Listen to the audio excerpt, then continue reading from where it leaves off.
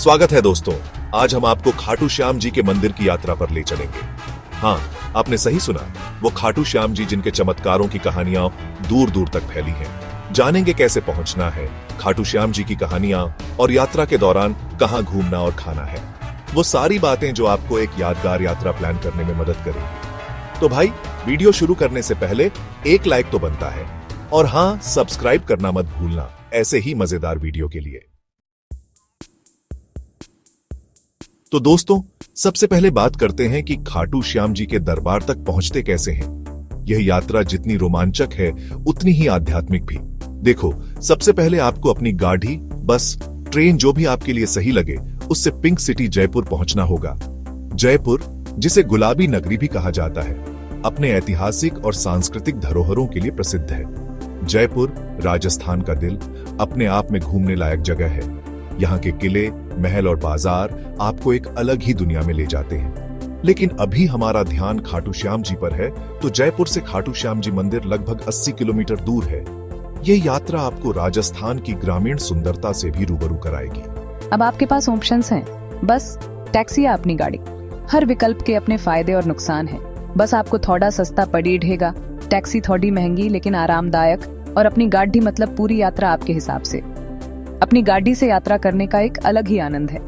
आप अपनी मर्जी से रुक सकते हैं, रास्ते में फोटो खींच सकते हैं और अपने परिवार के साथ समय बिता सकते हैं। रास्ते में आपको ढाबे मिलेंगे जहां आप गर्मा गर्म पराठे और चाय का मजा ले सकते हैं। ये ढाबे राजस्थान की सच्ची संस्कृति का अनुभव कराते हैं। राजस्थान की दाल बाटी चूरमा तो खानी ही खानी है यार।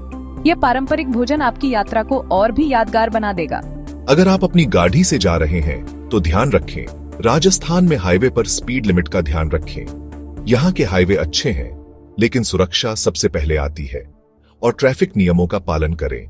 यह आपकी और दूसरों की सुरक्षा के लिए बहुत जरूरी है।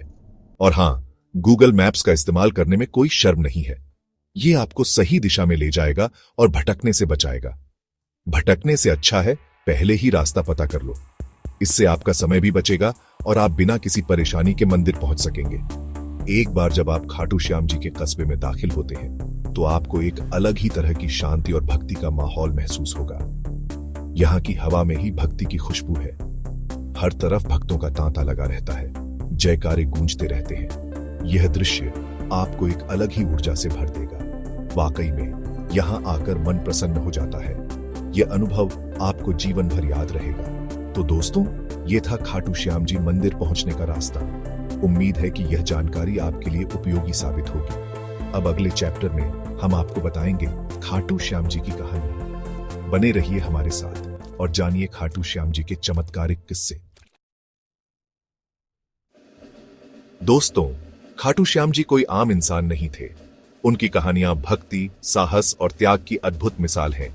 कहते हैं कि खाटू श्याम जी भगवान श्री कृष्ण के अवतार थे। महाभारत काल में जब कुरुक्षेत्र के मैदान में महायुद्ध हो रहा था, तब खाटू श्याम जी ने पांडवों का साथ दिया था। उनकी वीरता और शौर्य के किस्से आज भी लोगों को प्रेरित करते हैं। एक कहानी तो बहुत प्रसिद्ध है। जब अर्जुन और कर्ण के बीच घमासान युद्ध चल रहा था, तब कर्ण का रथ पहिए में धंस गया। कर्ण ने श्री कृष्ण से मदद मांगी और श्री कृष्ण ने अपने वचन के अनुसार कर्ण की मदद करने के लिए खाटू श्याम जी को भेजा। खाटू श्याम जी ने कर्ण का रथ पहिए से निकाला और कर्ण को युद्ध में वापस जाने के लिए प्रेरित किया। ऐसी अनगिनत कहानियां हैं जो खाटू श्याम जी की महिमा का बखान करती हैं। इन कहानियों को सुनकर मन में भक्ति और श्रद्धा का भाव जागृत होता है। खाटू श्याम जी को भक्तों का दुख हरने वाला और मनोकामनाएं पूरी करने वाला देवता माना जाता है। लोग दूर दूर से अपनी मनोकामनाएं लेकर खाटू श्याम जी के दरबार में आते हैं और अपनी मन की बात कहते हैं।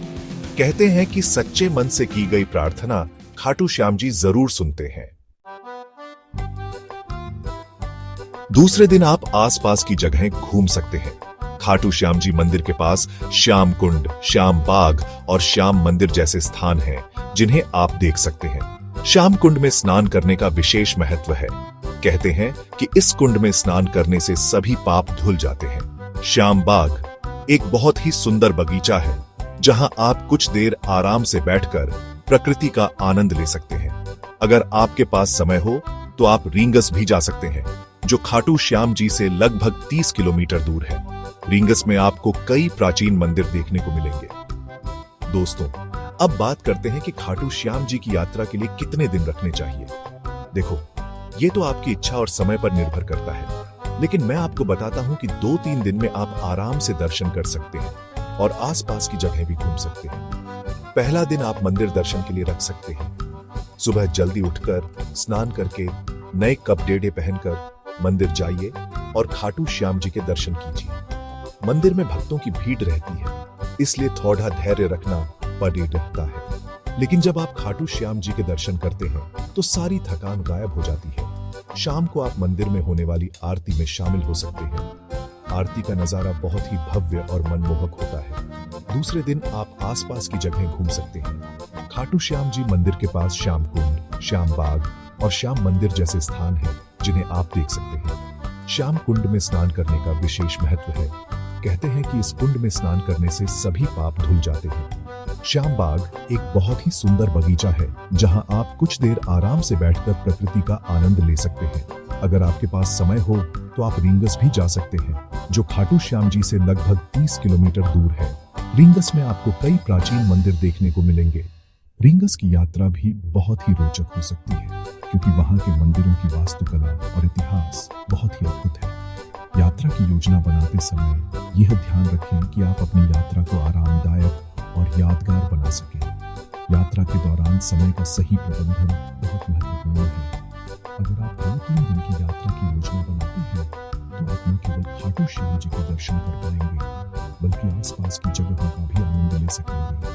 यात्रा के दौरान अपने साथ आवश्यक वस्त्र, दवाइयाँ और अन्य आवश्यक चीजें जरूर रखें। यात्रा को सुखद और सुरक्षित बनाने के लिए यह बहुत जरूरी है। तो दोस्तों, अपनी यात्रा की योजना बनाइए और खाटू श्याम जी के दर्शन का आनंद लीजिए।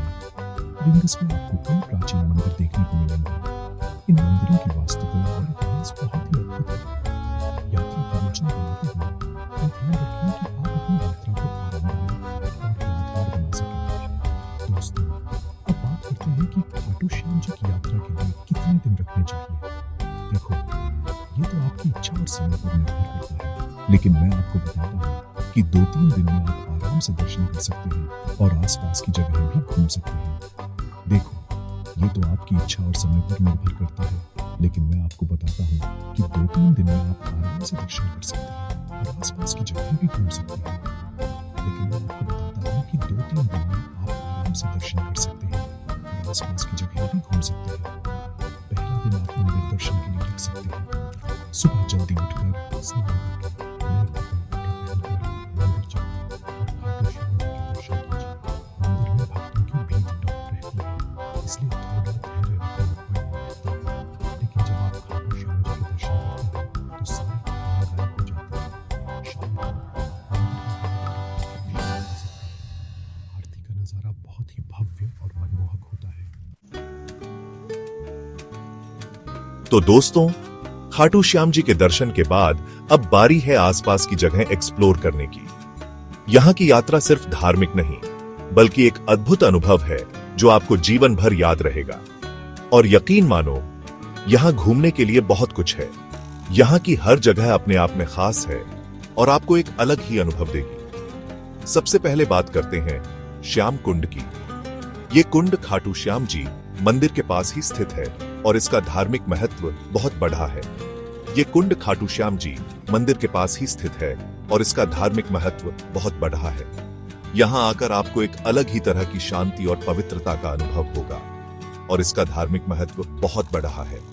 कहते हैं कि इस कुंड में स्नान करने से सभी पाप धुल जाते हैं और मनोकामनाएं पूरी होती हैं। कहते हैं कि इस कुंड में स्नान करने से सभी पाप धुल जाते हैं और मनोकामनाएं पूरी होती हैं।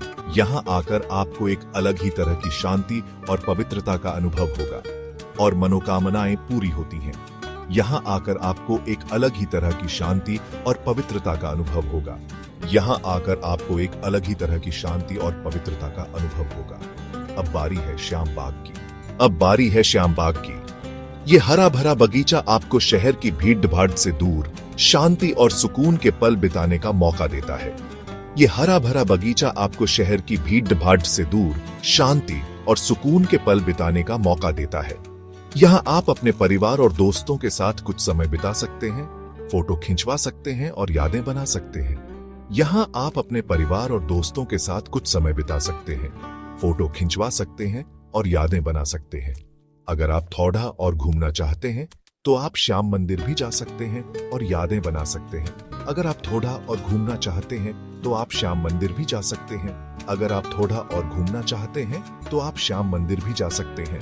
ये मंदिर खाटू श्याम जी को समर्पित है और यहाँ की वास्तुकला देखने लायक है। ये मंदिर खाटू श्याम जी को समर्पित है और यहाँ की वास्तुकला देखने लायक है। यहाँ आकर आपको राजस्थानी कला और संस्कृति की एक झलक देखने को मिलेगी और यहाँ की वास्तुकला देखने लायक है। यहाँ आकर आपको राजस्थानी कला और संस्कृति की एक झलक देखने को मिलेगी। यहाँ आकर आपको राजस्थानी कला और संस्कृति की एक झलक देखने को मिलेगी। खाटू श्याम जी से लगभग 30 किलोमीटर दूर रींगस भी घूमने लायक जगह है। खाटू श्याम जी से लगभग 30 किलोमीटर दूर रींगस भी घूमने लायक जगह है।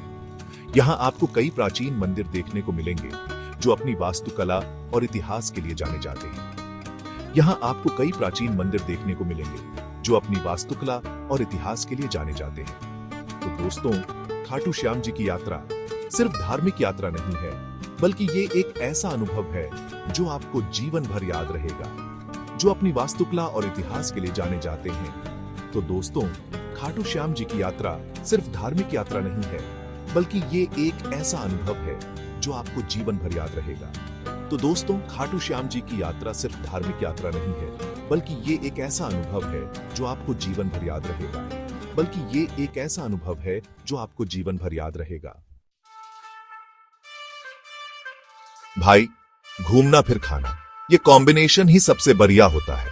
और जब आप खाटू श्याम जी जैसे जगह पर हो, जहां हर तरफ भक्ति का माहौल हो, तो खाने का मजा दोगुना हो जाता है। खाटू श्याम जी मंदिर के आसपास आपको खाने के ढेरों ऑप्शन मिलेंगे, चाहे आप वेजिटेरियन हो या नॉन वेजिटेरियन। यहाँ आपको आपके टेस्ट के हिसाब से सब कुछ मिलेगा। अगर आप चाहें तो मंदिर के पास ही बने भंडारे में प्रसाद ग्रहण कर सकते हैं। यहाँ आपको दाल, रोटी, सब्जी और खीर जैसा सात्विक भोजन मिलेगा। लेकिन अगर आपका मन कुछ चटपटा खाने का कर रहा है तो आप मंदिर के बाहर मौजूद ढाबों पर जा सकते हैं। यहाँ आपको गर्मा गर्म पराठे, दाल बाटी चूरमा, गट्टे की सब्जी और भी बहुत कुछ मिलेगा। राजस्थान की मिठाइयां तो फेमस हैं ही। मोठल, घेवर, चूरमा, लड्डू जैसी मिठाइयां जरूर ट्राई करें। खाने के साथ साथ ठंडाई और लस्सी पीना ना भूलें। राजस्थान की गर्मी में ये आपको तरोताजा रखेंगे। और हाँ, खाने के बाद मीठा पान तो बनता है। तो दोस्तों, खाटू श्याम जी की यात्रा में खाने पीने की कोई कमी नहीं है। बस आप अपने बजट और पसंद के हिसाब से चुनिए और अपने खाने का पूरा आनंद लीजिए। तो दोस्तों, ये थी खाटू श्याम जी की यात्रा की पूरी जानकारी। उम्मीद है आपको ये वीडियो पसंद आई होगी और अब आप अपनी यात्रा प्लान करने के लिए तैयार हैं। खाटू श्याम जी की यात्रा एक ऐसा अनुभव है जो आपको जीवन भर याद रहेगा। तो देर किस बात की, अपने बैग पैक करो और निकल पड़े हो खाटू श्याम जी के दरबार। और हाँ, जाते समय हमारे चैनल को सब्सक्राइब करना मत भूलना। धन्यवाद।